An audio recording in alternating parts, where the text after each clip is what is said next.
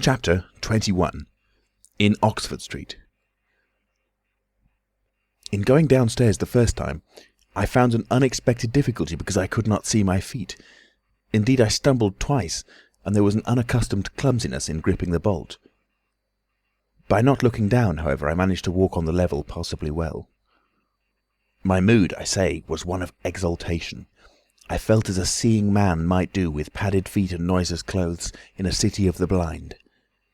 I experienced a wild impulse to jest, to startle people, to clap men on the back, fling people's hats astray, and generally revel in my extraordinary advantage.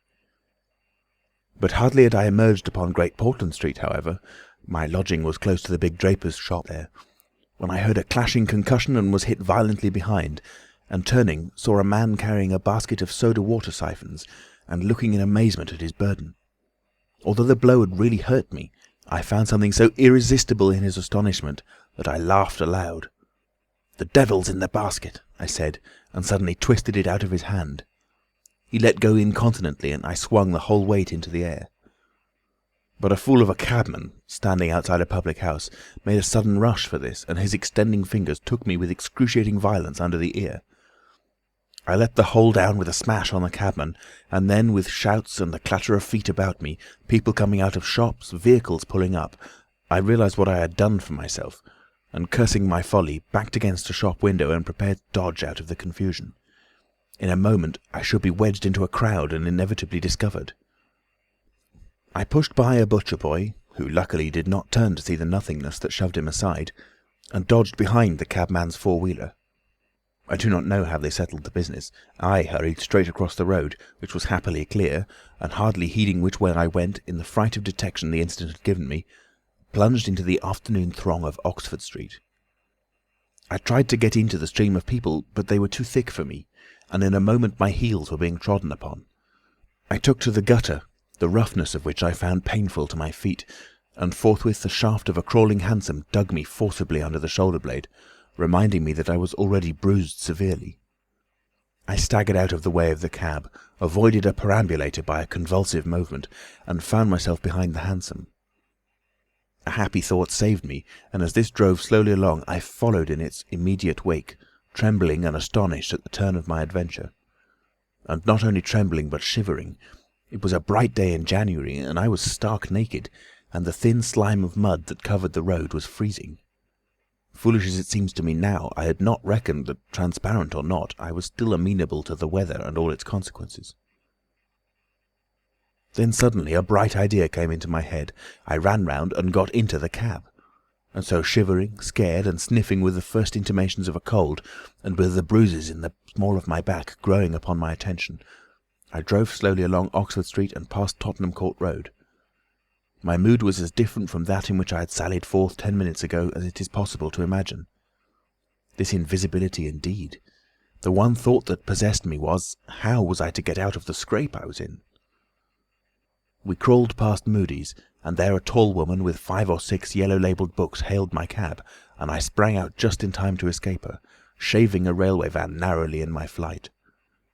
I made off up the roadway to Bloomsbury Square, intending to strike north past the museum and so get into the quiet district. I was now cruelly chilled, and the strangeness of my situation so unnerved me that I whimpered as I ran. At the northward corner of the square a little white dog ran out of the Pharmaceutical Society's offices, and incontinently made for me, nose down. I had never realised it before, but the nose is to the mind of a dog what the eye is to the mind of a seeing man. Dogs perceive the scent of a man moving as men perceive his vision. This brute began barking and leaping, showing, as it seemed to me, only too plainly that he was aware of me. I crossed Great Russell Street, glancing over my shoulder as I did so, and went some way along Montague Street before I realised what I was running towards. Then I became aware of a blare of music, and looking along the street saw a number of people advancing out of Russell Square, red shirts and the banner of the Salvation Army to the fore. Such a crowd, chanting in the roadway and scoffing on the pavement, I could not hope to penetrate, and dreading to go back and further from home again, and deciding on the spur of the moment, I ran up the white steps of a house facing the museum railings, and stood there until the crowd should have passed. Happily the dog stopped at the noise of the band too, hesitated and turned tail, running back to Bloomsbury Square again. On came the band, bawling with unconscious irony some hymn about when shall we see his face, and it seemed an interminable time to me before the tide of the crowd washed along the pavement by me. Thud, thud, thud came the drum with a vibrating resonance, and for the moment I did not notice two urchins stopping at the railings by me. "See 'em?" said one. "See what?" said the other. "Why, them footmarks, bare, like what you makes in mud." I looked down and saw the youngsters had stopped and were gaping at the muddy footmarks I had left behind me up the newly whitened steps. The passing people elbowed and jostled them, but their confounded intelligence was arrested. Thud, thud, thud, when thud shall we see thud his face, thud, thud. "There's a barefoot man gone up them steps, or I don't know nothing," said one. "And he ain't never come down again, and his foot was a-bleeding." The thick of the crowd had already passed. "Look'ee here, Ted," quoth one of the younger of the detectives, with the sharpness of surprise in his voice, and pointed straight to my feet. I looked down and saw at once the dim suggestion of their outline sketched in splashes of mud. For a moment I was paralysed. "Why, that's rum," said the elder. "Dashed rum, it's like the ghost of a foot, ain't it?" He hesitated and advanced with outstretched hand. A man pulled up short to see what he was catching, and then a girl. In another moment he would have touched me. Then I saw what to do. I made a step. The boy started back with an exclamation, and with a rapid movement I swung myself over into the portico of the next house. But the smaller boy was sharp-eyed enough to follow the movement, and before I was well down the steps and upon the pavement, he had recovered from his momentary astonishment and was shouting out that the feet had gone over the wall.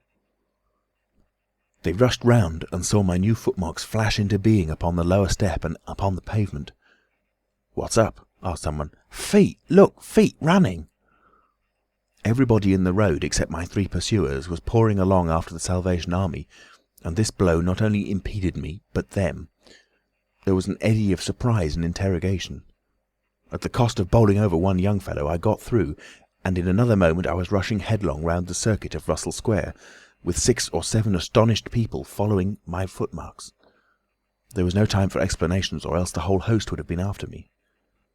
Twice I doubled round corners, thrice I crossed the road and came back upon my tracks, and then as my feet grew hot and dry, the damp impressions began to fade. At last I had a breathing space and rubbed my feet clean with my hands, and so got away altogether. The last I saw of the chase was a little group of a dozen people perhaps, studying with infinite perplexity a slowly drying footprint that had resulted from a puddle in Tavistock Square, a footprint as isolated and incomprehensible to them as Crusoe's solitary discovery. This running warmed me to a certain extent, and I went on with a better courage through the maze of less frequented roads that runs hereabouts. My back had now become very stiff and sore, my tonsils were painful from the cabman's fingers, and the skin of my neck had been scratched by his nails. My feet hurt exceedingly, and I was lame from a little cut on one foot. I saw in time a blind man approaching me, and fled limping, for I feared his subtle intuitions. Once or twice accidental collisions occurred, and I left people amazed, with unaccountable curses ringing in their ears. And then something silent and quiet against my face and across the square fell a thin veil of slowly falling flakes of snow. I had caught a cold, and do as I would I could not avoid an occasional sneeze. And every dog that came in sight with its pointed nose and curious sniffing was a terror to me. Then came men and boys running, first one and then others, and shouting as they ran. It was a fire. They ran in the direction of my lodging, and looking back down a street I saw a mass of black smoke streaming up above roofs and telephone wires. It was my lodging burning. My clothes, my apparatus, all my resources indeed, except my cheque-book and the 3 volumes of memoranda that awaited me in Great Portland Street, were there. Burning. I had burnt my boats, if ever a man did. The place was blazing. The Invisible Man paused and thought. Kemp glanced nervously out of the window. "Yes?" he said. "Go on." Chapter 22. In the Emporium. So, last January, with the beginning of a snowstorm in the air about me, and if it settled on me it would betray me, weary, cold, painful, inexpressibly wretched, and still but half convinced of my invisible quality, I began this new life to which I am committed. I had no refuge, no appliances, no human being in the world in whom I could confide.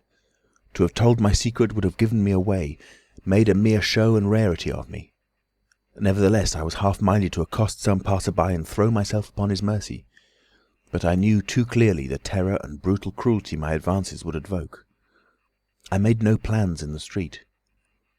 My sole object was to get shelter from the snow, to get myself covered and warm. Then I might hope to plan.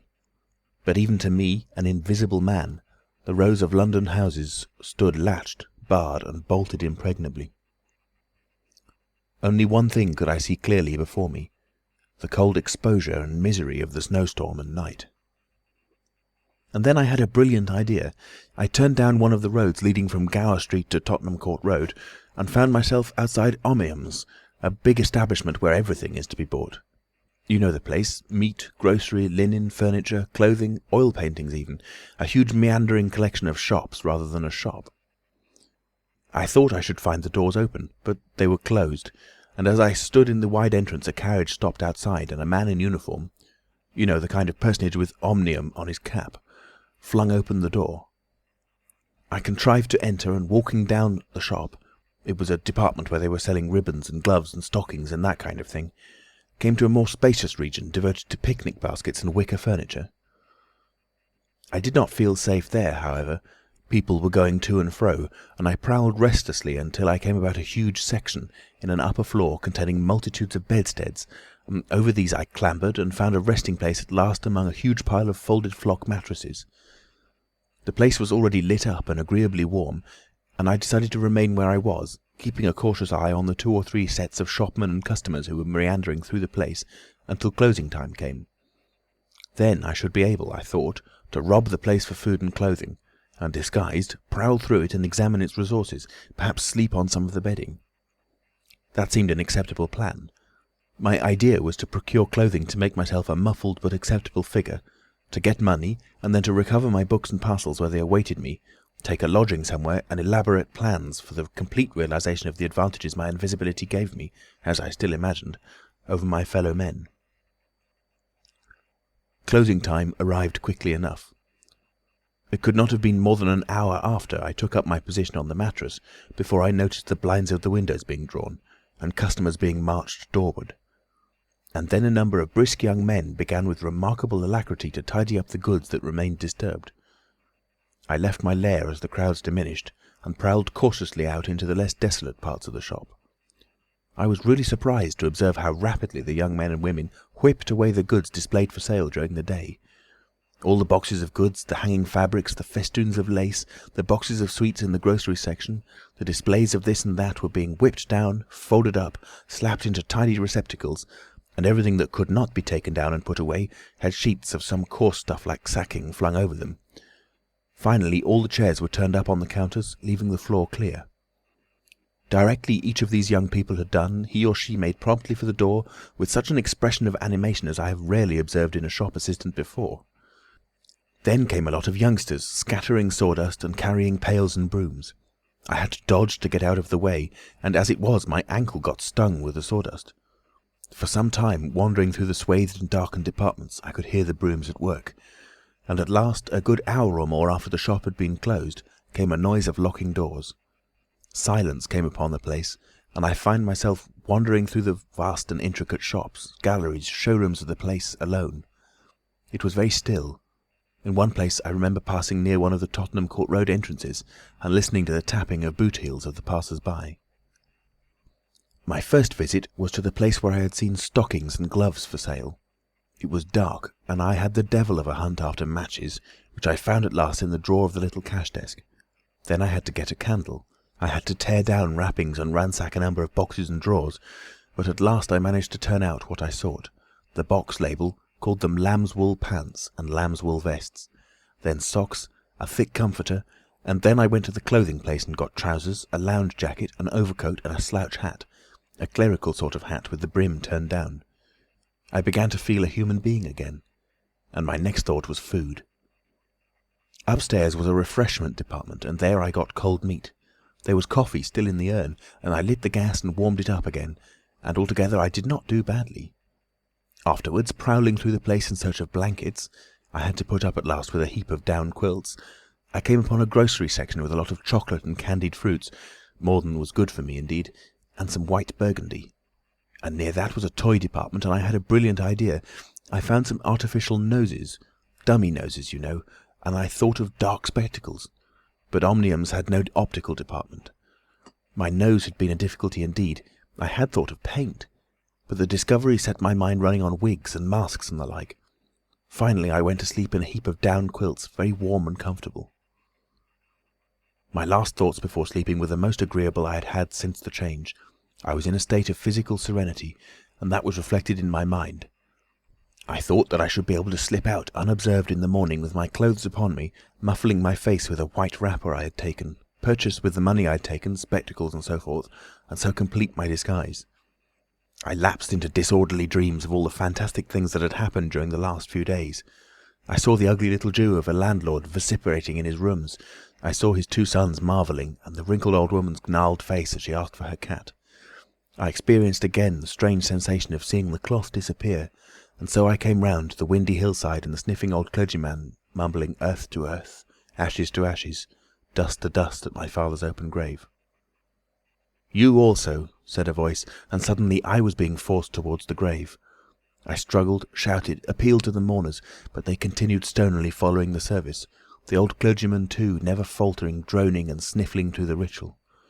I realised I was invisible and inaudible, that overwhelming forces had their grip on me. I struggled in vain. I was forced over the brink. The coffin rang hollow as I fell upon it, and the gravel came flying after me in spadefuls. Nobody heeded me. Nobody is aware of me. I made convulsive struggles and awoke. The pale London dawn had come. The place was full of a chilly grey light that filtered around the edges of the window blinds. I sat up, and for a time I could not think where this ample apartment, with its counters, its piles of rolled stuff, its heap of quilts and cushions, its iron pillars, might be. Then, as recollection came back to me, I heard voices in conversation. Then, far down the place, in the brighter light of some department which had already raised its blinds, I saw 2 men approaching. I scrambled to my feet, looking about me for some way of escape, and even as I did so, the sound of my movement made them aware of me. I suppose they saw merely a figure moving quietly and quickly away. "Who's that?" cried one, and "Stop there!" cried the other. I dashed around a corner and came full tilt, a faceless figure, mind you, on a lanky lad of 15. He yelled, and I bowled him over, rushed past him, turned another corner, and by happy inspiration threw myself behind a counter. In another moment feet went running past, and I heard voices shouting, "All hands to the doors!" asking what was up, and giving one another advice how to catch me. Lying on the ground, I felt scared out of my wits, but, odd as it may seem, it did not occur to me at that moment to take off my clothes as I should have done. I had made up my mind, I suppose, to get away in them, and that ruled me. And then down the vista of the counters came a bawling of, "Here he is!" I sprang to my feet, whipped a chair off the counter and sent it whirling at the fool who had shouted, turned, came into another round a corner, sent him spinning, and rushed up the stairs. He kept his footing, gave a view halloo, and came up the staircase hot after me. Up the staircase were piled a multitude of those bright-coloured pot things. What are they? "Art pots," suggested Kemp. "That's it, art pots. Well, I turned at the top step and swung round, plucked one out of a pile and smashed it on his silly head as he came at me. The whole pile of pots went headlong, and I heard shouting and footsteps running from all parts. I made a mad rush for the refreshment place, and there was a man in white, like a man cook, who took up the chase. I made one last desperate turn and found myself among lamps and ironmongery. I went behind the counter of this and waited for my cook, and as he bolted in at the head of the chase, I doubled him up with a lamp. Down he went, and I crouched down behind the counter and began whipping off my clothes as fast as I could. Coat, jacket, trousers, shoes were all right, but a lambswool vest fits a man like a skin. I heard more men coming. My cook was lying quiet on the other side of the counter, stunned or scared speechless, and I had to make another dash for it, like a rabbit hunted out of a woodpile. "This way, policeman!" I heard someone shouting, and I found myself in my bedstead storeroom again, and at the end of a wilderness of wardrobes. I rushed among them, went flat, got rid of my vest after infinite wriggling, and stood a free man again, panting and scared, as the policeman and 3 of the shopmen came round the corner. They made a rush for the vest and pants, and collared the trousers. "He's dropping his plunder," said one of the young men. "He must be somewhere here." But they did not find me all the same. I stood watching them hunt for me for a time, and cursing my ill luck in losing the clothes. Then I went into the refreshment room, drank a little milk I found there, and sat down by the fire to consider my position. In a while, 2 assistants came in and began to talk over the business very excitedly, and like the fools they were. I heard a magnified account of my depredations, and other speculations as to my whereabouts. Then I fell to scheming again. The insurmountable difficulty of the place, especially now it was alarmed, was to get any plunder out of it. I went down into the warehouse to see if there was any chance of packing and addressing a parcel, but I could not understand the system of checking. About 11 o'clock, the snow having thawed as it fell, and the day being finer and a little warmer than the previous one, I decided that the emporium was hopeless, and went out again, exasperated at my want of success, with only the vaguest plans of action in my mind. End of chapter 22. Recorded in Nottingham, England on the 9th of April 2006 by Alex Foster. www.alexfoster.me.uk. Chapter 23. In Drury Lane. "But you begin now to realise," said the Invisible Man, "the full disadvantage of my condition. I had no shelter, no covering. To get clothing was to forego all my advantage, to make myself a strange and terrible thing. I was fasting, for to eat, to fill myself with unassimilated matter, would be to become grotesquely visible again." "I never thought of that," said Kemp. "Nor had I, and the snow had warned me of other dangers. I could not go abroad in snow, it would settle on me and expose me. Rain, too, would make me a water outline, a glistening surface of a man, a bubble. And fog, I should be like a fainter bubble in a fog, a surface, a greasy glimmer of humanity. Moreover, as I went abroad in the London air, I gathered dirt about my ankles, floating smuts and dust upon my skin. I did not know how long it would be before I should come visible from that cause also. But I saw clearly it could not be for long, not in London at any rate. I went into the slums towards Great Portland Street, and found myself at the end of the street in which I had lodged. I did not go that way because of the crowd halfway down it, opposite, still looking at the smoking ruins of the house I had fired. My most immediate problem was to get clothing. What to do with my face puzzled me. Then I saw one of those little miscellaneous shops, news, sweets, toys, stationery, belated Christmas tomfoolery and so forth, an array of masks and noses. I realised the problem was solved. In a flash I saw my course. I turned about, no longer aimless, and went, circuitously, in order to avoid the busy ways, towards the back streets north of the Strand, for I remembered, though not very distinctly where, that some theatrical costumiers had shops in that district. The day was cold, with a nipping wind down the northward running streets. I walked fast to avoid being overtaken. Every crossing was a danger, every passenger a thing to watch alertly. One man, I was about to pass him at the top of Bedford Street, turned upon me abruptly and came into me, sending me into the road and almost under the wheel of a passing hansom. The verdict of the cab rank was that he had some sort of stroke. I was so unnerved by this encounter that I went into Covent Garden Market and sat down for some time in a quiet corner by a stall of violets, panting and trembling. I found I had caught a fresh cold and had to turn out after a time lest my sneezes should attract attention. At last I reached the object of my quest, a dirty, fly-blown little shop in a byway near Drury Lane, with a window full of tinsel robes, sham jewels, wigs, slippers, dominoes, and theatrical photographs. The shop was old-fashioned and low and dark, and the house rose above it for 4 stories, dark and dismal. I peered through the window, and seeing no one within, entered. The opening of the door set a clanking bell ringing. I left it open and walked around a bare costume stand into a corner behind a cheval glass. For a minute or so no one came. Then I heard heavy feet striding across a room, and a man appeared down the shop. My plans were now perfectly definite. I proposed to make my way into the house, secrete myself upstairs, watch my opportunity, and when everything was quiet, rummage out a wig, mask, spectacles and costume, and go into the world, perhaps a grotesque, but still a credible figure. And incidentally, of course, I could rob the house of any available money. The man who had just entered the shop was a short, slight, hunched, beetle-browed man with long arms and very short bandy legs. Apparently I had interrupted a meal. He stared about the shop with an expression of expectation. This gave way to surprise, and then to anger as he saw the shop empty. "Damn the boys," he said. He went a stare up and down the street. He came in again in a minute, kicked the door to with his foot spitefully, and went muttering back to the house door. I came forward to follow him, and at the noise of my movement he stopped dead. I did so too, startled by his quickness of ear. He slammed the house door in my face. I stood hesitating.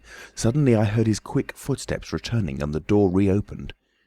He stood looking about the shop like one who was still not satisfied. Then, murmuring to himself, he examined the back of the counter and peered behind some fixtures. Then he stood doubtful. He had left the house door open, and I slipped into the inner room. It was a queer little room, poorly furnished, and with a number of big masks in the corner. On the table was his belated breakfast, and it was confoundedly exasperating for me, Kemp, to have to sniff his coffee and stand watching while he came in and resumed his meal. And his table manners were irritating. 3 doors opened into the little room, one going upstairs and one down, but they were all shut. I could not get out of the room while he was there. I could scarcely move because of his alertness, and there was a draught down my back. Twice I strangled a sneeze just in time. The spectacular quality of my sensations was curious and novel, but for all that I was heartily tired and angry long before he had done his eating. But at last he made an end, and putting his beggarly crockery on the black tin tray upon which he had had his teapot, and gathering all the crumbs up on the mustard-stained cloth, he took the whole lot of things after him. His burden prevented his shutting the door behind him, as he would have done. I had never seen such a man for shutting doors, and I followed him into a very dirty underground kitchen and scullery. I had the pleasure of seeing him begin to wash up, and then, finding no good in keeping down there, and the brick floor being cold on my feet, I returned upstairs and sat in his chair by the fire. It was burning low, and scarcely thinking I put on a little coal. The noise of this brought him up at once, and he stood aglare. He peered about the room, and was within an ace of touching me. Even after that examination, he scarcely seemed satisfied. He stopped in the doorway and took a final inspection before he went down. I waited in the little parlour for an age, and at last he came up and opened the upstairs door. I just managed to get by him. On the staircase he stopped suddenly, so that I very nearly blundered into him. He stood looking right back into my face and listening. "I could have sworn," he said.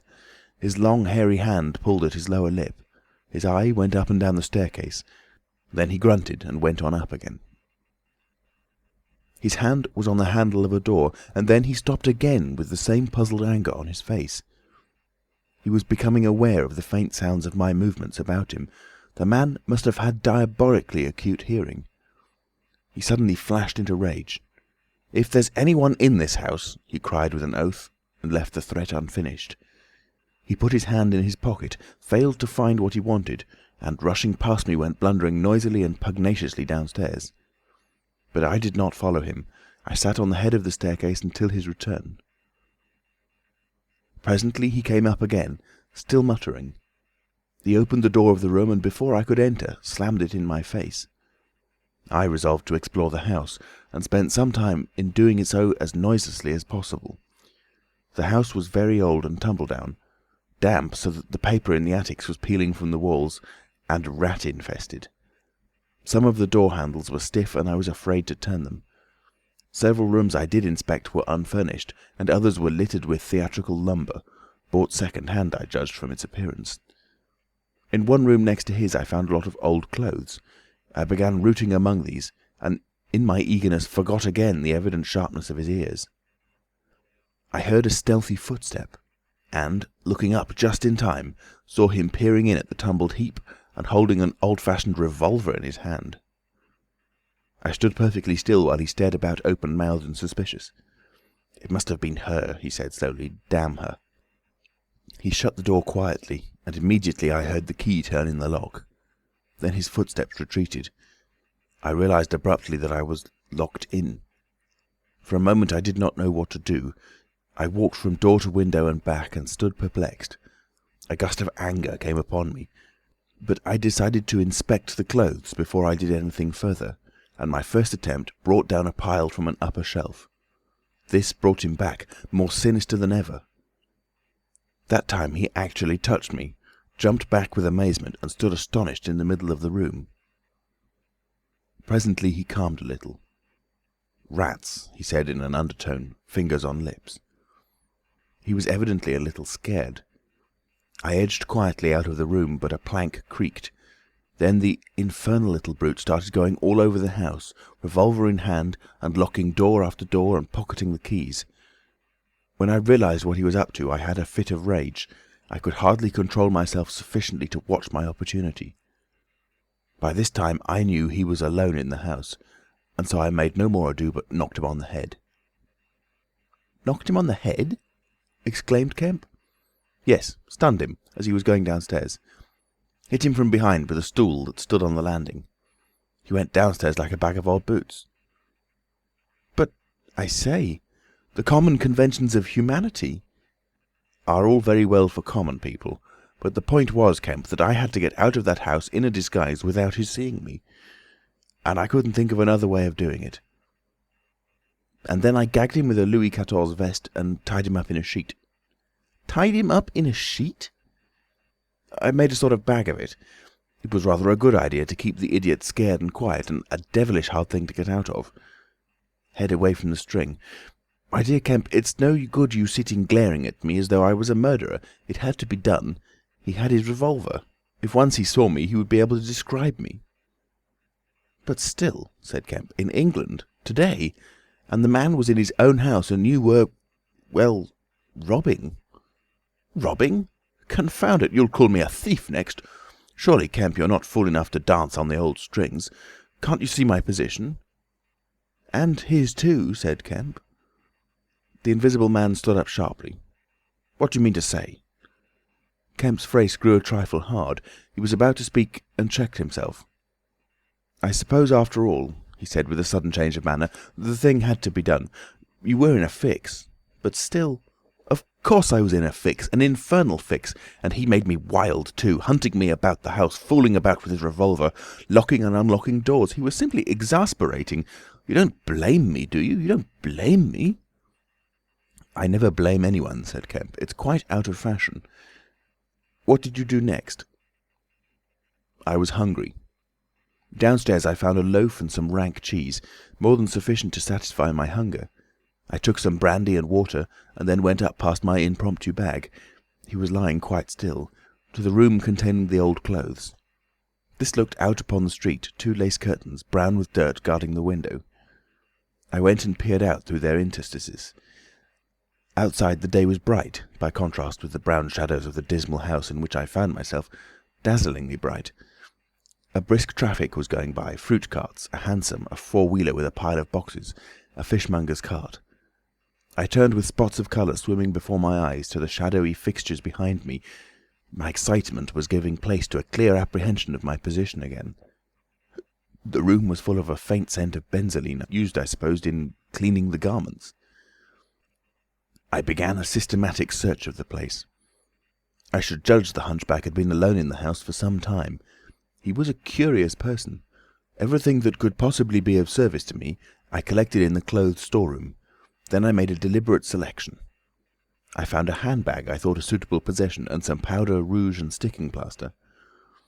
I had thought of painting and powdering my face and all that there was to show of me, in order to render myself visible, but the disadvantage of this lay in the fact that I should require turpentine and other appliances, and a considerable amount of time before I could vanish again. Finally, I chose a mask of the better type, slightly grotesque, but not more so than many human beings. Dark glasses, greyish whiskers, and a wig. I could find no underclothing, but that I could buy subsequently, and for the time I swathed myself in calico dominoes and some white cashmere scarves. I could find no socks, but the hunchback's boots were rather a loose fit, and sufficed. In a desk in the shop were 3 sovereigns and about 30 shillings worth of silver, and in a locked cupboard I burst in the inner room were £8 in gold. I could go forth into the world again, equipped. Then came a curious hesitation. Was my appearance really credible? I tried myself with a little bedroom looking-glass, inspecting myself from every point of view to discover any forgotten chink, but it all seemed sound. I was grotesque to the theatrical pitch, a stage miser, but I was certainly not a physical impossibility. Gaining confidence, I took my looking-glass down into the shop, pulled down the shop blinds, and surveyed myself from every point of view with the help of the cheval-glass in the corner. I spent some moments screwing up my courage, and then unlocked the shop door and marched out into the street, leaving the little man to get out of his sheet again when he liked. In 5 minutes, a dozen turnings intervened between me and the costumier's shop. No one appeared to notice me very pointedly. My last difficulty seemed overcome. He stopped again. "And you troubled no more about the hunchback?" said Kemp. "No," said the Invisible Man, "nor have I heard what became of him. I suppose he untied himself or kicked himself out. The knots were pretty tight." He became silent and went to the window and stared out. "What happened when you went out into the Strand?" "Oh, disillusionment again. I thought my troubles were over. Practically, I thought I had impunity to do whatever I chose, everything, save to give away my secret. So I thought. Whatever I did, whatever the consequences might be, was nothing to me. I had merely to fling aside my garments and vanish. No person could hold me. I could take my money where I found it. I decided to treat myself to a sumptuous feast, and then put up at a good hotel and accumulate a new outfit of property. I felt amazingly confident. It's not particularly pleasant recalling that I was an ass. I went into a place and was already ordering lunch when it occurred to me that I could not eat unless I exposed my invisible face. I finished ordering the lunch, told the man I should be back in 10 minutes, and went out exasperating. I don't know if you've ever been disappointed in your appetite." "Not quite so badly," said Kemp, "but I can imagine it." I could have smashed the silly devils. At last, faint with the desire for tasteful food, I went into another place and demanded a private room. "I am disfigured," I said, "badly." They looked at me curiously, but of course it was not their affair, and so at last I got my lunch. It was not particularly well served, but it sufficed, and when I had it, I sat over a cigar, trying to plan my line of action. And outside a snowstorm was beginning. The more I thought it over, Kemp, the more I realised what a helpless absurdity an Invisible Man was, in a cold and dirty climate and a crowded civilised city. Before I made this mad experiment, I had dreamt of 1,000 advantages. That afternoon it seemed all disappointment. I went over the heads of the things a man reckons desirable. No doubt invisibility made it possible to get them, but it made it impossible to enjoy them when they are got. Ambition. What is the good of pride of place when you cannot appear there? What is the good of the love of a woman when her name must needs be Delilah? I have no taste for politics, for the blackguardisms of fame, for philanthropy, for sport. What was I to do? And for this I had become a wrapped-up mystery, a swathed and bandaged caricature of a man. He paused, and his attitude suggested a roving glance at the window. "But how did you get to Iping?" said Kemp, anxious to keep his guest busy talking. "I went there to work. I had one hope. It was a half idea. I have it still. It is a full-blown idea now, a way of getting back, of restoring what I have done. When I choose, when I have done all I mean to do invisibly. And that is what I chiefly want to talk to you about now." "You went straight to Iping?" "Yes. I had simply to get my 3 volumes of memoranda and my cheque-book, my luggage and underclothing, order a quantity of chemicals to work out this idea of mine. I will show you the calculations as soon as I get my books. And then I started. Jove! I remember the snowstorm now, and the accursed bother it was to keep the snow from damping my pasteboard nose." "At the end," said Kemp, "the day before yesterday, when they found you out, you rather, to judge by the papers—" "I did, rather. Did I kill that fool of a constable?" "No," said Kemp. "He's expected to recover." "That's his luck, then. I clean lost my temper, the fools. Why couldn't they leave me alone? And that grocer lout?" "There are no deaths expected," said Kemp. "I don't know about that tramp of mine," said the Invisible Man with an unpleasant laugh. "By heaven, Kemp, you don't know what rage is. To have worked for years, to have planned and plotted, and then to get some fumbling, purblind idiot messing across your course. Every conceivable sort of silly creature that has ever been created has been sent to cross me. If I have much more of it, I shall go wild. I shall start mowing 'em. As it is, they've made things 1,000 times more difficult." "No doubt it's exasperating," said Kemp dryly. End of chapter 23.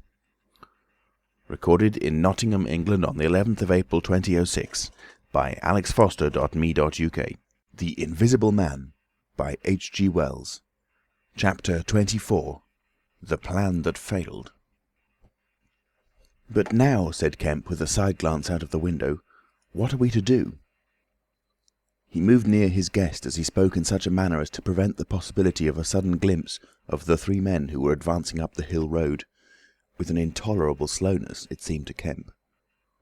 "What were you planning to do when you were heading for Port Burdock? Had you any plan?" "I was going to clear out of the country. But I have altered that plan rather since seeing you. I thought it would be wise, now that the weather is hot and invisibility possible, to make for the south, especially as my secret was known and everybody would be on the lookout for a masked and muffled man.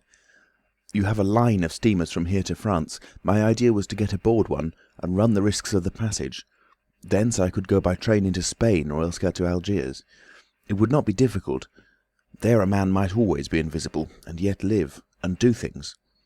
I was using that tramp as a money box and luggage carrier, until I decided how to get my books and things sent over to meet me." "That's clear. And then the filthy brute must needs try to rob me. He has hidden my books, Kemp, hidden my books. If I can lay my hands on him—" "Best plan to get the books out of him first." "But where is he? Do you know?" "He's in the town police station, locked up, by his own request, in strongest cell in the place." "Cur!" said the Invisible Man. "But that hangs up your plans a little. We must get those books. Those books are vital." "Certainly," said Kemp, a little nervously, wondering if he heard footsteps outside. "Certainly we must get those books. But that won't be difficult if he doesn't know they're for you."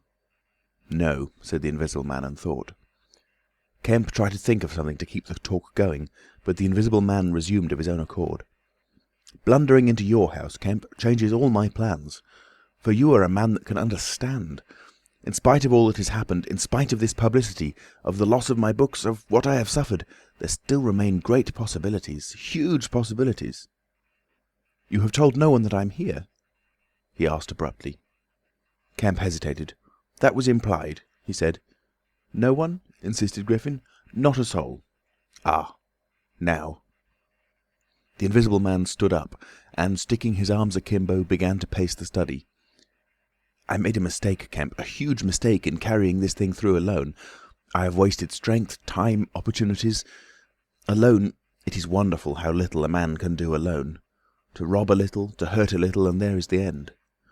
What I want, Kemp, is a goalkeeper, a helper and a hiding place, an arrangement whereby I can sleep and eat and rest in peace, and unsuspected. I must have a confederate. With a confederate, with food and rest, 1,000 things are possible. Hitherto I have gone on vague lines. We have to consider all that invisibility means, all that it does not mean. It means little advantage for eavesdropping and so forth. One makes sounds. It's of little help, a little help perhaps, in housebreaking and so forth. Once you have caught me, you could easily imprison me. But on the other hand, I am hard to catch. This invisibility, in fact, is only good in 2 cases. It's useful in getting away. It's useful in approaching. It's particularly useful, therefore, in killing. I can walk round a man, whatever weapon he has, choose my point, strike as I like, dodge as I like, escape as I like." Kemp's hand went to his moustache. Was that a movement downstairs? "And it is killing we must do, Kemp." "It is killing we must do?" repeated Kemp. "I'm listening to your plan, Griffin, but I'm not agreeing, mind. Why killing?" "Not wanton killing, but a judicious slaying. The point is, they know there is an invisible man, as well as we know there is an invisible man. And that invisible man, Kemp, must now establish a reign of terror. Yes, no doubt it's startling, but I mean it, a reign of terror. He must take some town like your Burdock and terrify and dominate it. He must issue his orders. He can do that in 1,000 ways. Scraps of paper thrust under doors would suffice, and all who disobey his orders he must kill, and kill all who would defend them." "Humph," said Kemp, no longer listening to Griffin, but to the sound of his front door opening and closing. "It seems to me, Griffin," he said to cover his wandering attention, "that your confederate would be in a difficult position." "No one would know he was a confederate," said the Invisible Man eagerly, and then suddenly, "Hush! What's that downstairs?" "Nothing," said Kemp, and suddenly began to speak loud and fast. "I don't agree to this, Griffin," he said. "Understand me, I don't agree to this. Why dream of playing a game against the race? How can you hope to gain happiness? Don't be a lone wolf. Publish your results. Take the world, take the nation at least, into your confidence. Think what you might do with 1,000,000 helpers." The Invisible Man interrupted, arm extended. "There are footsteps coming upstairs," he said in a low voice. "Nonsense," said Kemp.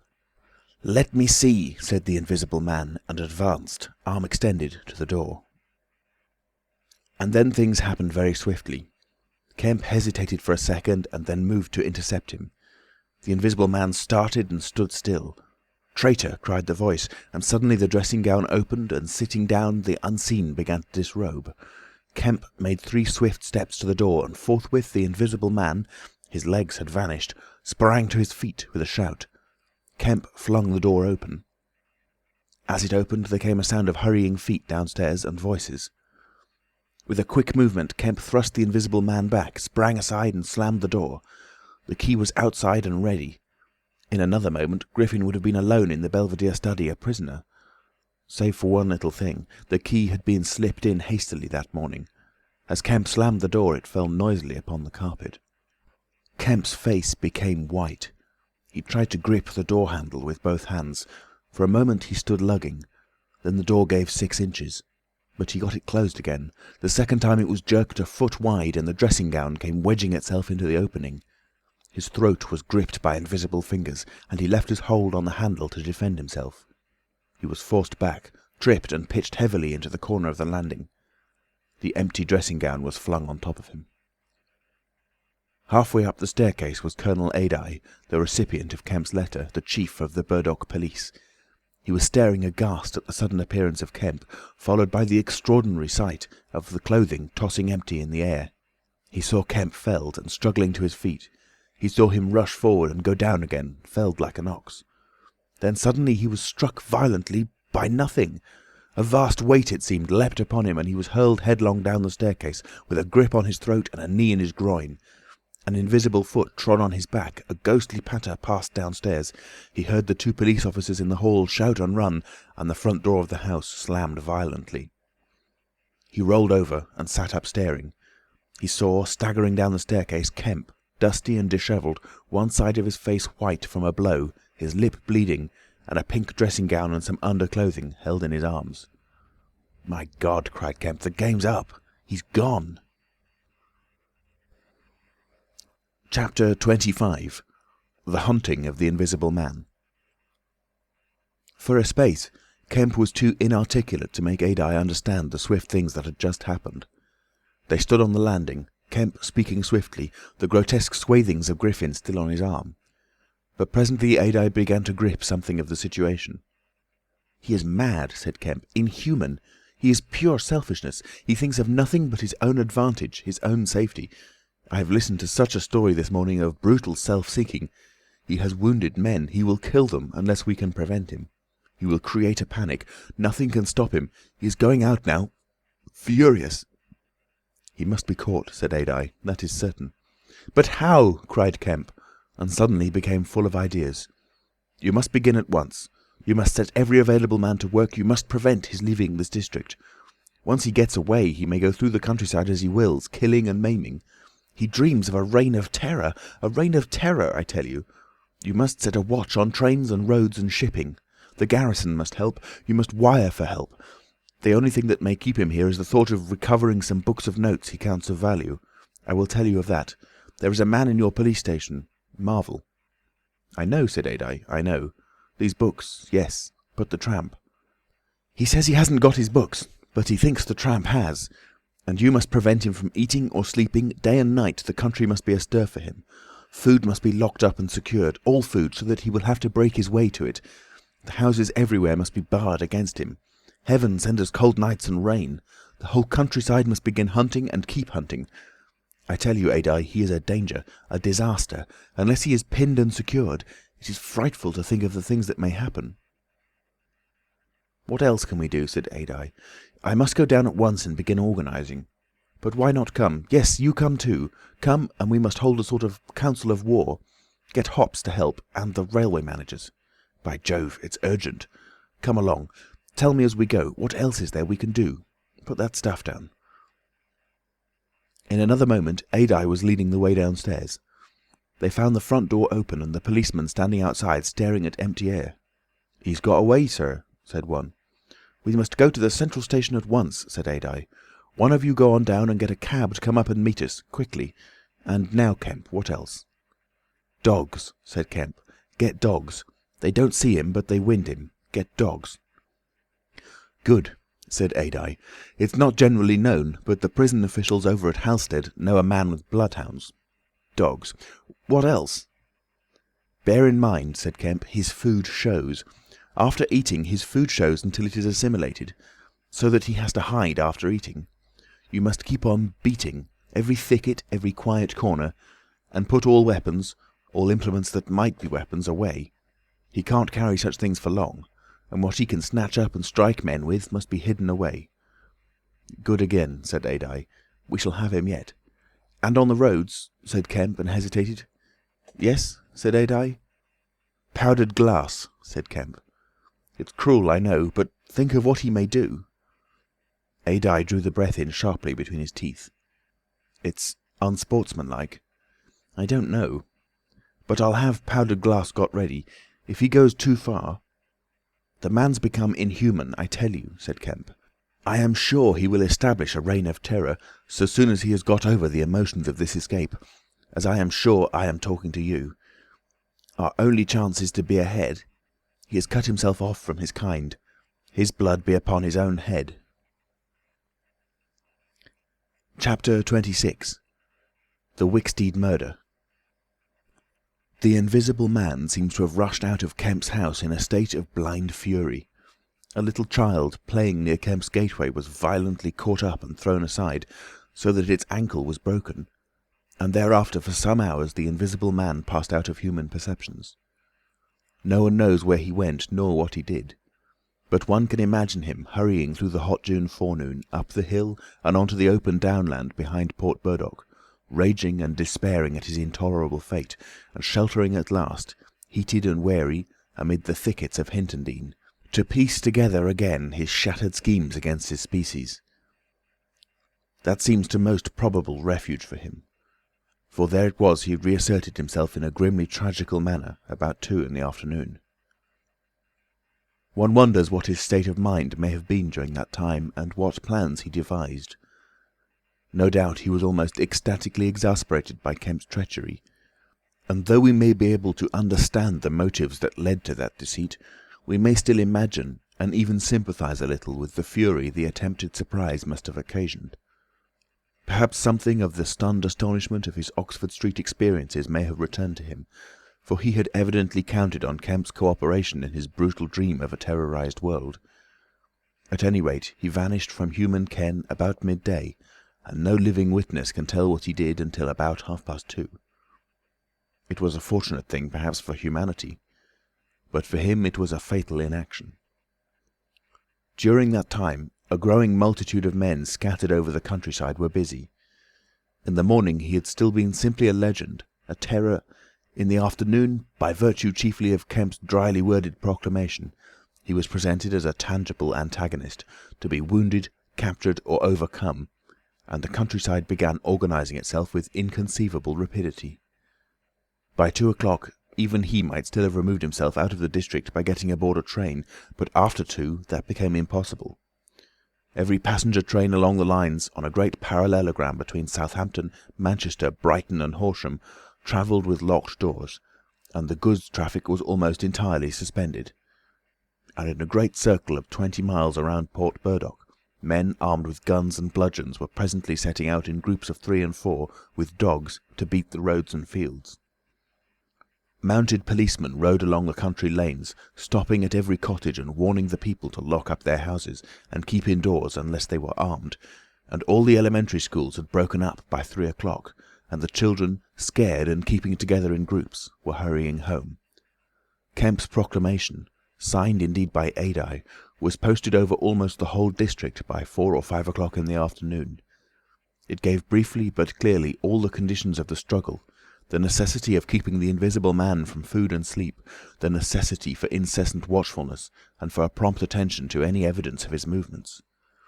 And so swift and decided was the action of the authorities, so prompt and universal was the belief in this strange being, that before nightfall an area of several hundred square miles was in a stringent state of siege. And before nightfall, too, a thrill of horror went through the whole watching, nervous countryside. Going from whispering mouth to mouth, swift and certain over the length and breadth of the country, passed the story of the murder of Mr. Wicksteed. If our supposition that the Invisible Man's refuge was the Hintondean thickets, we must suppose that in the early afternoon he sallied out, again bent upon some project that involved the use of a weapon. We cannot know what that project was, but the evidence that he had the iron rod in hand before he met Wicksteed is, to me at least, overwhelming. Of course, we can know nothing of the details of that encounter. It occurred on the edge of a gravel pit, not 200 yards from Lord Burdock's lodge gate. Everything points to a desperate struggle. The trampled ground, the numerous wounds Mr. Wicksteed received, his splintered walking stick. But why the attack was made, save in a murderous frenzy, it is impossible to imagine. Indeed, the theory of madness is almost unavoidable. Mr. Wicksteed was a man of 45 or 46, steward to Lord Burdock, of inoffensive habits and appearance, the very last person in the world to provoke such a terrible antagonist. Against him it would seem the Invisible Man used an iron rod dragged from a broken piece of fence. He stopped this quiet man going quietly home to his midday meal, attacked him, beat down his feeble defences, broke his arm, felled him, and smashed his head to a jelly. Of course he must have dragged this rod out of the fencing before he met his victim. He must have been carrying it ready in his hand. Only 2 details beyond what has already been stated seem to bear on the matter. One is the circumstance that the gravel pit was not in Mr. Wicksteed's direct path home, but nearly a couple of 100 yards out of his way. The other is the assertion of a little girl to that effect that, going to her afternoon school, she saw the murdered man trotting in a peculiar manner across a field towards the gravel pit. Her pantomime of his action suggests a man pursuing something on the ground before him, and striking at it ever and again with his walking stick. She was the last person to see him alive. He passed out of her sight to his death, the struggle being hidden from her only by a clump of beech trees and a slight depression in the ground. Now this, to the present writer's mind at least, lifts the murder out of the realm of the absolutely wanton. We may imagine that Griffin had taken the rod as a weapon indeed, but without any deliberate intention of using it in murder.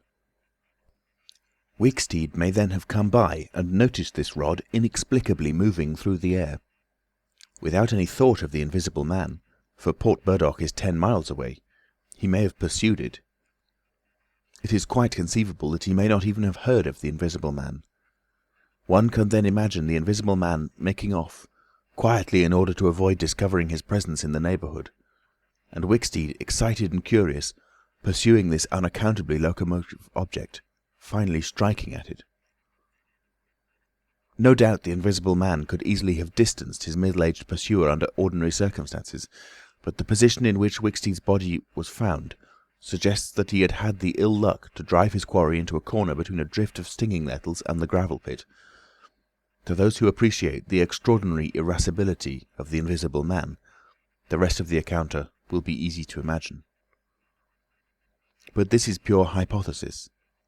The only undeniable facts, for stories of children are often unreliable, are the discovery of Wicksteed's body, done to death, and of the blood-stained iron rod flung among the nettles.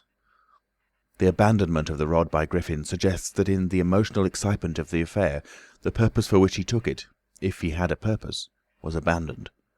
He was certainly an intensely egotistical and unfeeling man, but the sight of his victim, his first victim, bloody and pitiful at his feet, may have released some long-pent fountain of remorse, which for a time may have flooded whatever scheme of action he had contrived.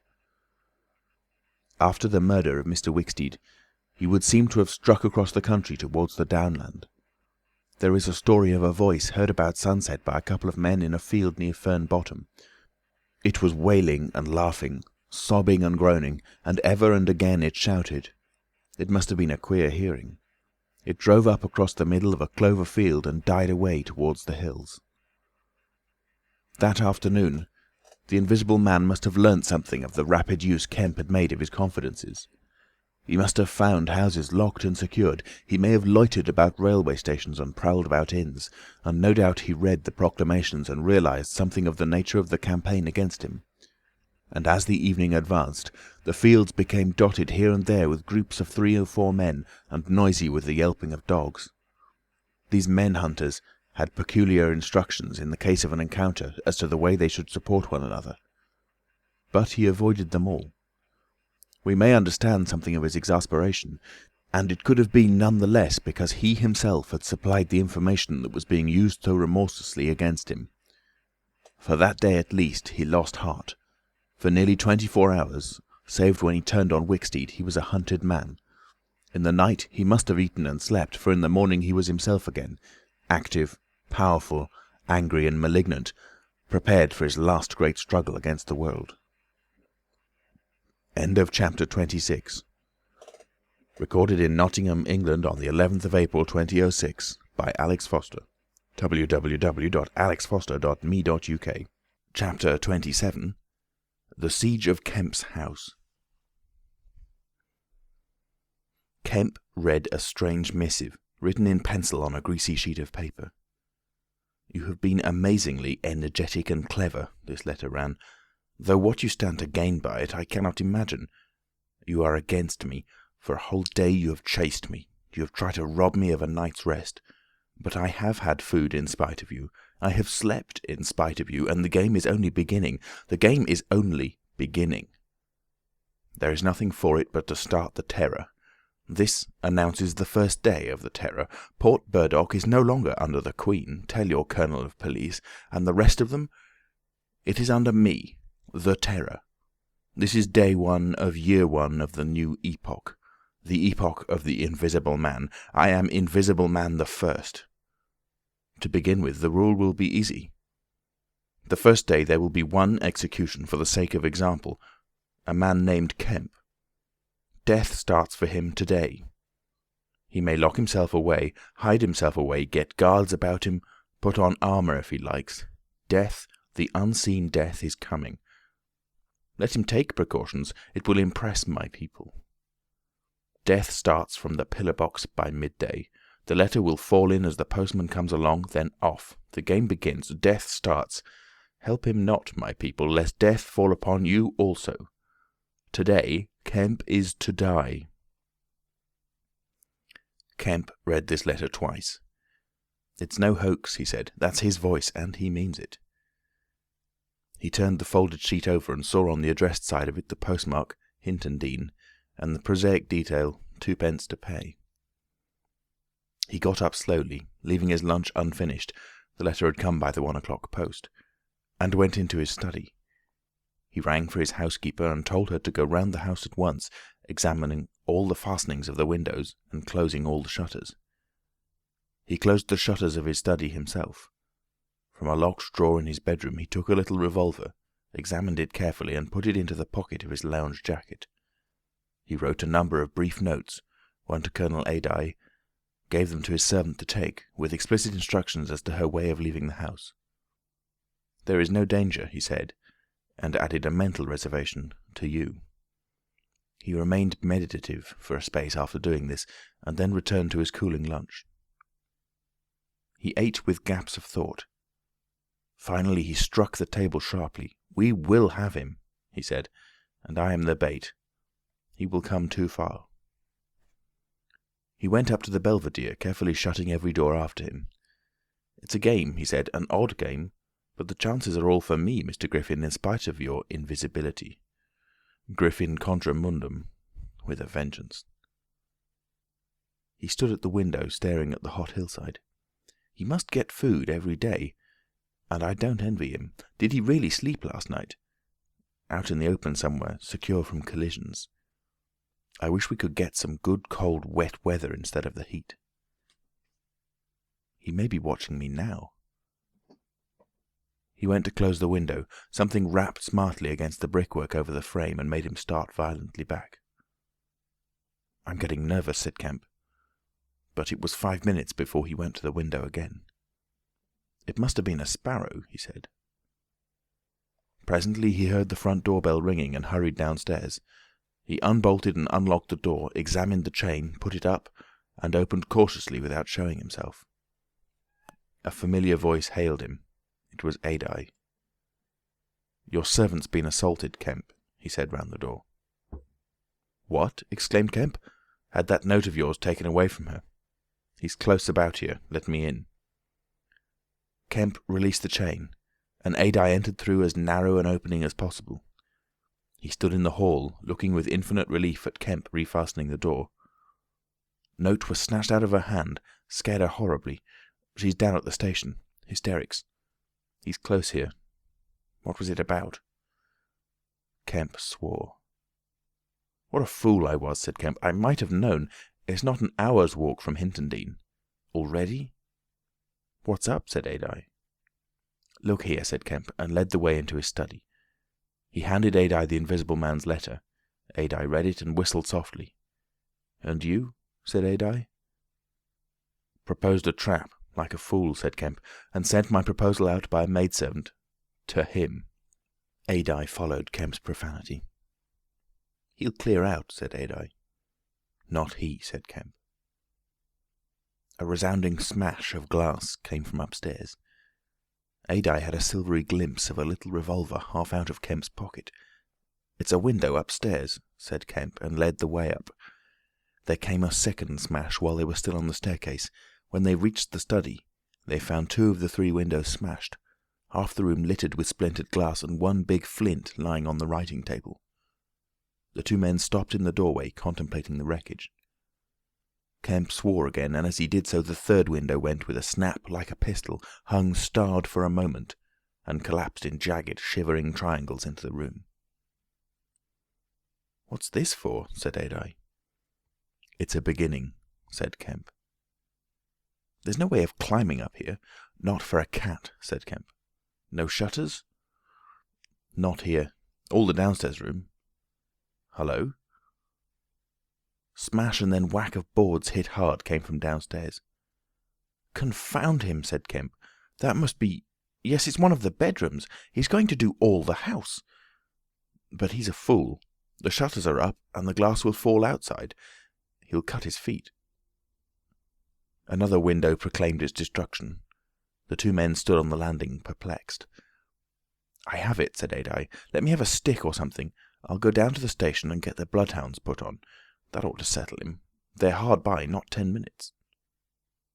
Another window went the way of its fellows. "You haven't a revolver?" asked Adye. Kemp's hand went to his pocket. Then he hesitated. "I haven't one. At least, to spare."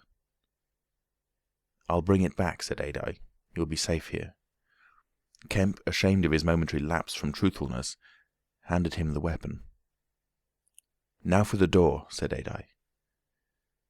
As they stood hesitating in the hall, they heard one of the first-floor bedroom windows crack and clash. Kemp went to the door and began to slip the bolts as silently as possible. His face was a little paler than usual. "You must step straight out," said Kemp. In another moment, Adye was on the doorstep and the bolts were dropping back into the staples. He hesitated for a moment, feeling more comfortable with his back against the door. Then he marched, upright and square, down the steps. He crossed the lawn and approached the gate.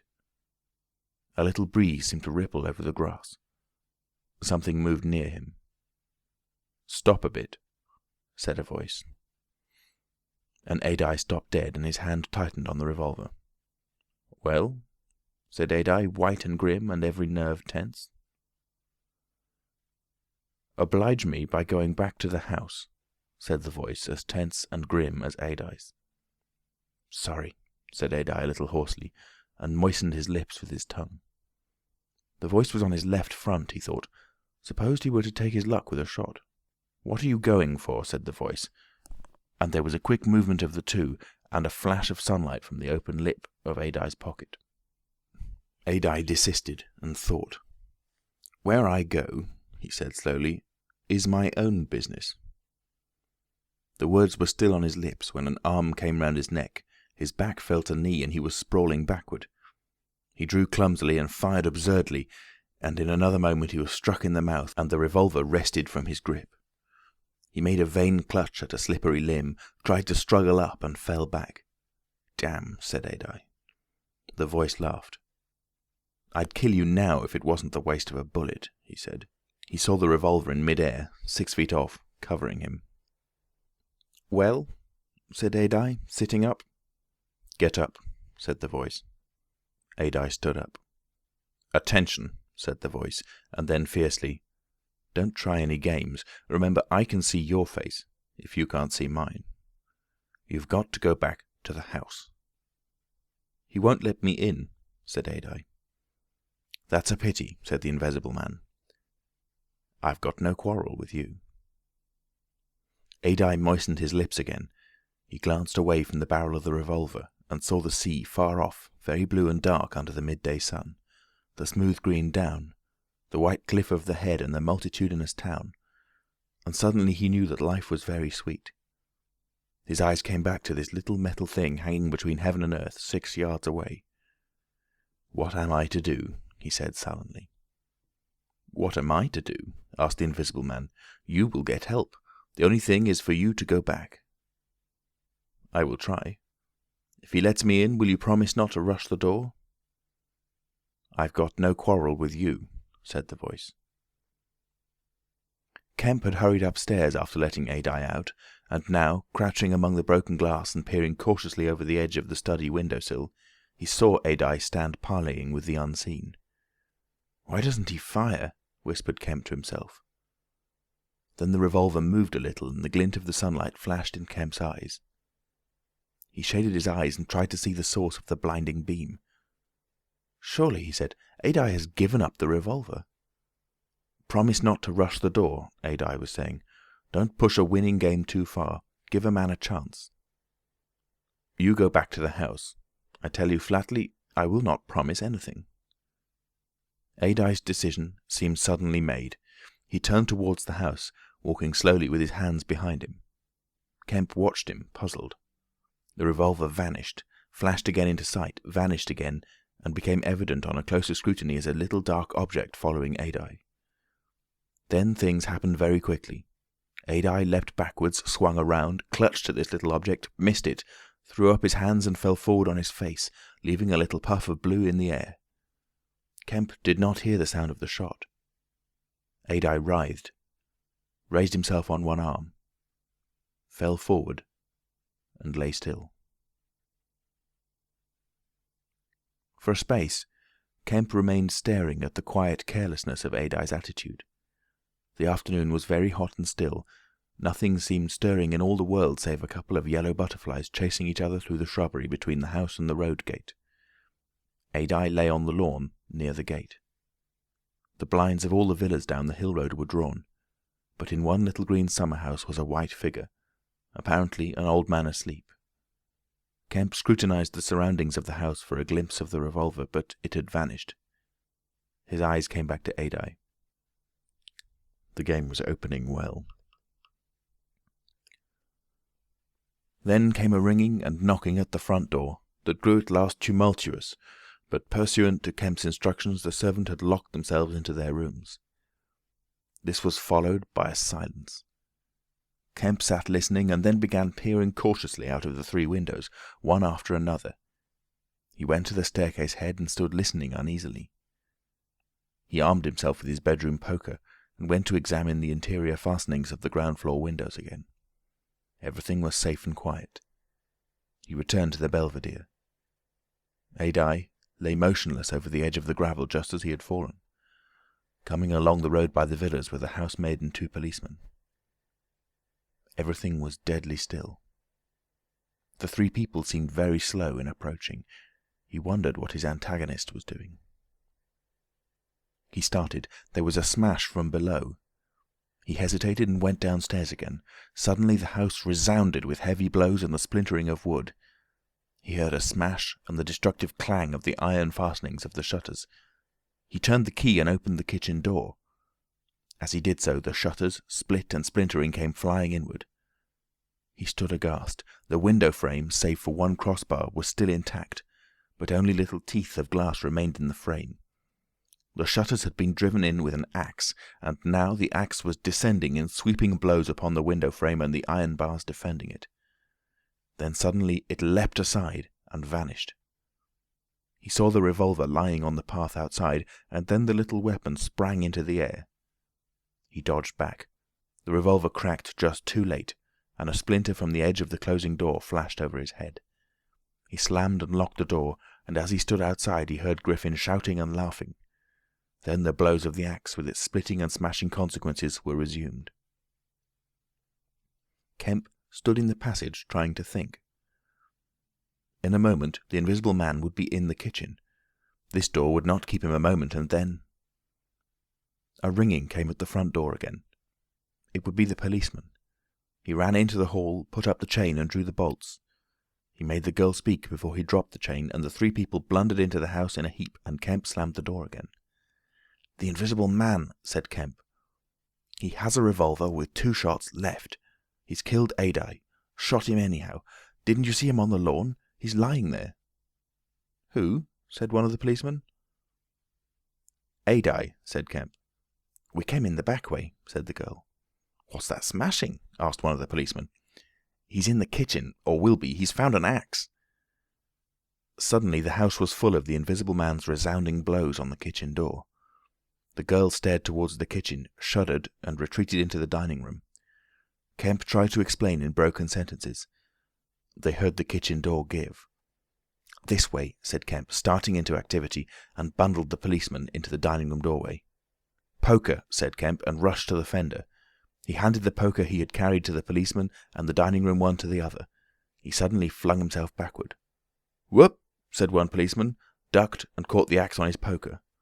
The pistol snapped his penultimate shot, and ripped a valuable Sidney Cooper.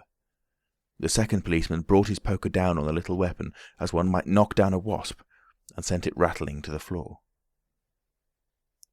At the first clash, the girl screamed, stood screaming for a moment by the fireplace, and then ran to open the shutters, possibly with an idea of escaping by the shattered window.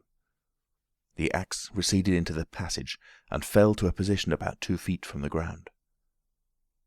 They could hear the Invisible Man breathing. "Stand away, you two. I want that man Kemp." "We want you," said the first policeman, making a quick step forward and wiping with his poker at the voice.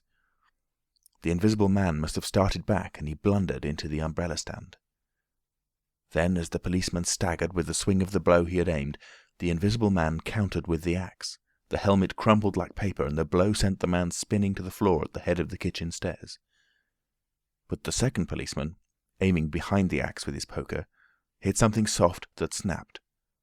There was a sharp exclamation of pain, and then the axe fell to the ground. The policeman wiped again at vacancy and hit nothing. He put his foot on the axe and struck again. Then he stood, poker clubbed, listening intent for the slightest movement. He heard the dining room window open and a quick rush of feet within. His companion rolled over and sat up, with blood running down between his eye and ear. "Where is he?" asked the man on the floor. "Don't know. I've hit him. He's standing somewhere in the hall, unless he's slipped past you. Dr. Kemp, sir?" Pause. "Dr. Kemp!" cried the policeman again. The second policeman began struggling to his feet. He stood up. Suddenly the faint pad of bare feet on the kitchen stairs could be heard. "Yap!" cried the first policeman, and incontinently flung his poker. It smashed a little gas bracket. He made as if he would pursue the Invisible Man downstairs. Then he thought better of it and stepped into the dining room. "Dr. Kemp," he began, and stopped short. "Dr. Kemp's a hero," he said, as his companion looked over his shoulder. The dining room window was wide open, and neither housemaid nor Kemp was to be seen. The second policeman's opinion of Kemp was terse and vivid. Chapter 28. The Hunter Hunted. Mr. Heelas, Mr. Kemp's nearest neighbour among the villa holders, was asleep in his summer house when the siege of Kemp's house began. Mr. Heelas was one of the sturdy minority who refused to believe in all this nonsense about an invisible man. His wife, however, as he was subsequently to be reminded, did. He insisted on walking about his garden just as if nothing was the matter, and he went to sleep in the afternoon in accordance with the custom of years. He slept through the smashing of the windows, and then woke up suddenly with a curious persuasion of something wrong. He looked across at Kemp's house, rubbed his eyes and looked again. Then he put his feet to the ground and sat listening.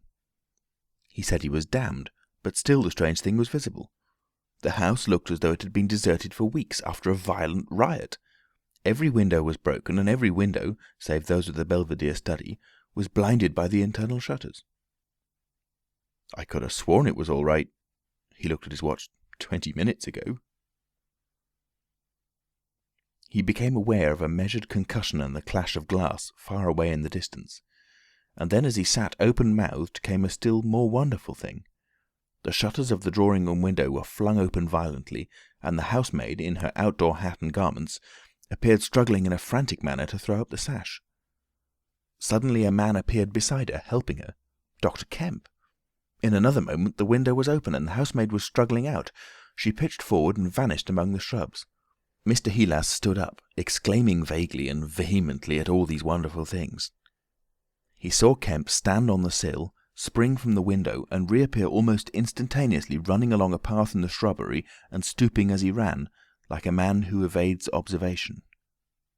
He vanished behind a laburnum, and appeared again clambering over a fence that abutted on the open down. In a second he had tumbled over and was running at tremendous pace down the slope towards Mr. Heelas. "Lord!" cried Mr. Heelas, struck with an idea. "It's that invisible man brute! It's right after all!" With Mr. Heelas, to think things like that was to act, and his cook watching him from the top window was amazed to see him come pelting towards the house at a good 9 miles an hour. There was a slamming of doors, a ringing of bells, and the voice of Mr. Heelas bellowing like a bull. "Shut the doors! Shut the windows! Shut everything! The invisible man is coming!" Instantly the house was full of screams and directions and scurrying feet. He ran himself to shut the French windows that opened on the veranda. As he did so, Kemp's head and shoulders and knee appeared over the edge of the garden fence. In another moment Kemp had ploughed through the asparagus and was running across the tennis lawn to the house. "You can't come in," said Mr. Heelas, shutting the bolts. "I'm very sorry if he's after you, but you can't come in." Kemp appeared with a face of terror close to the glass, rapping and then shaking frantically at the French window. Then, seeing his efforts were useless, he ran along the veranda, vaulted the end, and went to hammer at the side door.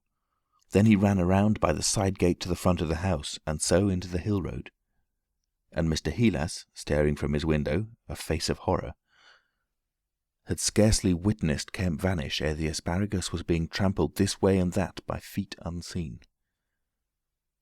At that Mr. Heelas fled precipitately upstairs, and the rest of the chase is beyond his purview. But as he passed the staircase window, he heard the side gate slam. Emerging into the hill road, Kemp naturally took the downward direction, and so it was he came to run in his own person the very race he had watched with such a critical eye from the Belvedere study only 4 days ago. He ran it well for a man out of training, and though his face was white and wet, his wits were cool to the last. He ran with wide strides, and wherever a patch of rough ground intervened, wherever there came a patch of raw flints or a bit of broken glass shone dazzling, he crossed it and left the bare invisible feet that followed to take what line they would. For the first time in his life, Kemp discovered that the hill road was indescribably vast and desolate, and that the beginnings of the town far below at the hill foot were strangely remote. Never had there been a slower or more painful method of progression than running. All the gaunt villas sleeping in the afternoon sun looked locked and barred. No doubt they were locked and barred by his own orders.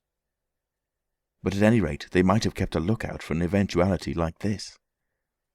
The town was rising up now. The sea had dropped out of sight behind it, and people down below were stirring. A tram was just arriving at the hill foot. Beyond that was the police station. Was that footsteps he heard behind him? Spurt. The people below were staring at him. One or two were running, and his breath was beginning to soar in his throat. The tram was quite near now, and the Jolly Cricketers was noisily barring its doors. Beyond the tram were posts and heaps of gravel, the drainage works. He had a transitory idea of jumping into the tram and slamming the doors, and then he resolved to go for the police station. In another moment he had passed the door of the Jolly Cricketers, and was in the blistering fag end of the street, with human beings about him. The tram driver and his helper, arrested by the sight of his furious haste, stood staring with the tram horses unhitched. Further on, the astonished features of navvies appeared above the mounds of gravel. His pace broke a little, and then he heard the swift pad of his pursuer and leapt forward again. "The invisible man!" he cried to the navvies with a vague indicative gesture, and by an inspiration leapt the excavation and placed a burly group between him and the chase. Then, abandoning the idea of the police station, he turned into a little side street, rushed by a greengrocer's cart, hesitated for the 10th of a second at the door of a sweetstuff shop, and then made for the mouth of an alley that ran back into the main hill street again. 2 or 3 little children were playing here, and shrieked and scattered at his apparition, and forthwith doors and windows opened, and excited mothers revealed their hearts. Out he shot into Hill Street again, 300 yards from the tram line end, and immediately he became aware of a tumultuous vociferation and running people. He glanced up the street towards the hill. Hardly a dozen yards off ran a huge navvy, cursing in fragments and slashing viciously with a spade, and hard behind him came the tram conductor with his fists clenched. Up the street others followed these too, striking and shouting. Down towards the town men and women were running, and he noticed clearly one man coming out of a shop door with a stick in his hand. "Spread out! Spread out!" cried someone. Kemp suddenly grasped the altered condition of the chase. He stopped and looked around, panting. "He's close here," he cried. "Form a line across—" He was hit hard under the ear and went reeling, trying to face round towards his unseen antagonist. He just managed to keep his feet, and he struck a vain counter in the air. Then he was hit again under the jaw and sprawled headlong on the ground. In another moment a knee compressed his diaphragm and a couple of eager hands gripped his throat, but the grip of one was weaker than the other. He grasped the wrists, heard a cry of pain from his assailant, and then the spade of the navvy came whirling through the air above him and struck something with a dull thud. He felt a drop of moisture on his face. The grip at his throat suddenly relaxed, and with a convulsive effort Kemp loosed himself, grasped a limp shoulder and rolled uppermost. He gripped the unseen elbows near the ground. "I've got him!" screamed Kemp. "Help! Help! Hold! He's down! Hold his feet!" In another second there was a simultaneous rush upon the struggle, and a stranger coming into the road suddenly might have thought an exceptionally savage game of rugby football was in progress. And there was no shouting after Kemp's cry, only a sound of blows and feet and heavy breathing. Then came a mighty effort, and the invisible man threw off a couple of his antagonists and rose to his knees. Kemp clung to him in front like a hound to a stag, and a dozen hands gripped, clutched, and tore at the unseen. The tram conductor suddenly got the neck and shoulders and lugged him back. Down went the heap of struggling men again and rolled over. There was, I am afraid, some savage kicking. And then suddenly a wild scream of "Mercy! Mercy!" that died down swiftly to a sound like choking. "Get back, you fools!" cried the muffled voice of Kemp, and there was a vigorous shoving back of stalwart forms. "He's hurt, I tell you. Stand back." There was a brief struggle to clear a space, and then the circle of eager faces saw the doctor kneeling, as it seemed, 15 inches in the air, and holding invisible arms to the ground. Behind him a constable gripped invisible ankles. "Don't you leave go of him," cried the big navvy, holding a blood-stained spade. "He's shamming." "He's not shamming," said the doctor, cautiously raising his knee, "and I'll hold him." His face was bruised and already going red. He spoke thickly because of a bleeding lip. He released one hand and seemed to be feeling at the face. "The mouth's all wet," he said. And then, good God. He stood up abruptly, and then knelt down on the ground by the side of the thing unseen. There was a pushing and shuffling, a sound of heavy feet as fresh people turned up to increase the pressure of the crowd. People were coming out of the houses now. The doors of the Jolly Cricketers stood suddenly wide open. Very little was said. Kemp felt about, his hand seeming to pass through empty air. "He's not breathing," he said. And then, "I can't feel his heart. His side. Ugh!" Suddenly an old woman, peering under the arm of the big navvy, screamed sharply. "Looky there!" she said, and thrust out a wrinkled finger. And looking where she pointed, everyone saw, faint and transparent as though it were made of glass, so that veins and arteries and bones and nerves could be distinguished, the outline of a hand limp and prone. It grew clouded and opaque, even as they stared. "Hullo!" cried the constable. "Here's his feet a-showing." And, so slowly, beginning at his hands and feet and creeping along his limbs to the vital centres of his body, that strange change continued. It was like the slow spreading of a poison. First came the little white nerves, a hazy grey sketch of a limb, then the glassy bones and intricate arteries. Then the flesh and skin, first a faint fogginess and then growing rapidly dense and opaque. Presently they could see his crushed chest and his shoulders, and the dim outline of his drawn and battered features. When at last the crowd made way for Kemp to stand erect, there lay, naked and pitiful on the ground, the bruised and broken body of a young man about 30. His hair and brow were white, not grey with age, but white with the whiteness of albinism, and his eyes were like garnets. His hands were clenched, his eyes wide open, and his expression was one of anger and dismay. "Cover his face," said a man. "For Gord's sake, cover that face." And 3 little children, pushing forward through the crowd, were suddenly twisted round and sent packing off again. Someone brought a sheet from the Jolly Cricketers, and having covered him, they carried him into the house.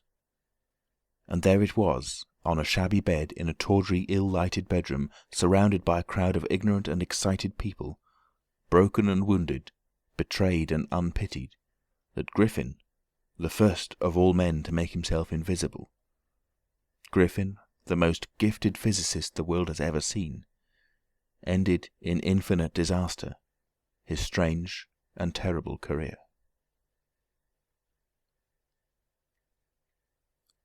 The Epilogue. So ends the story of the strange and evil experiments of the Invisible Man. And if you would learn more of him, you must go to a little inn near Port Stowe and talk to the landlord. The sign of the inn is an empty board save for a hat and boots, and the name is the title of this story.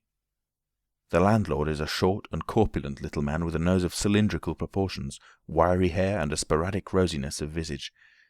Drink generously, and he will tell you generously of all the things that happened to him after that time, and of how the lawyers tried to do him out of the treasure found upon him.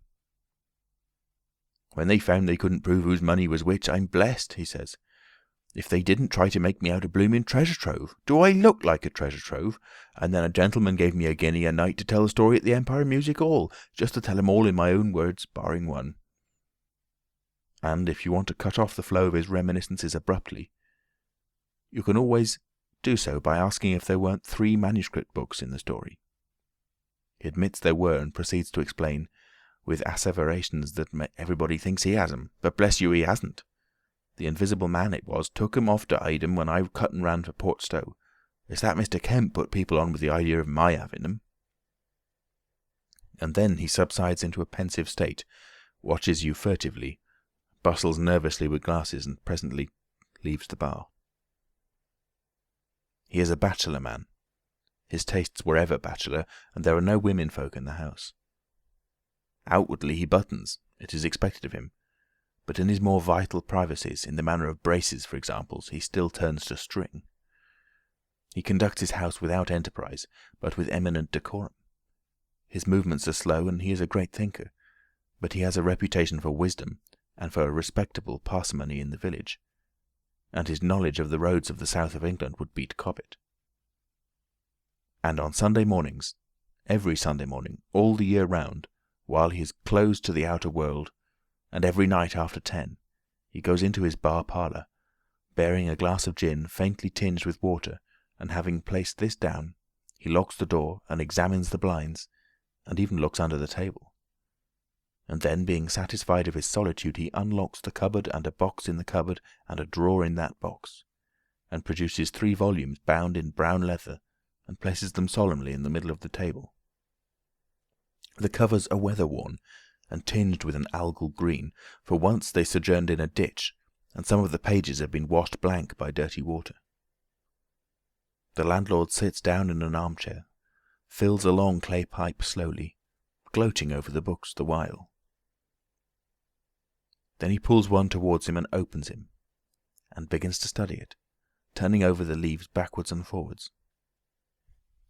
His brows are knit, and his lips move painfully. X, little too up in the air, cross, and a fiddle-de-dee. Lord, what a one he was for intellect. Presently he relaxes and leans back, and blinks through his smoke across the room at things invisible to other eyes. Full of secrets, he says. Wonderful secrets. Once I get a hold of them, Lord, I wouldn't do what he did.